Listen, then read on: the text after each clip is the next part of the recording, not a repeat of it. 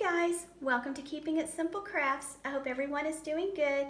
Today I am going to show you how to make a face mask using a sock. Now this is a long, thick, wide sock. Material's very thick. So all you're going to need is one sock and 2 rubber bands. So you're going to take one rubber band, slide it on one end,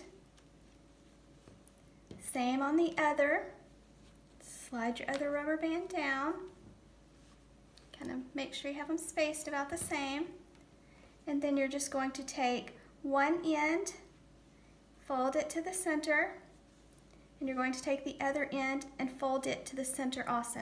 You could take the end of the sock and tuck the other one in if you would like.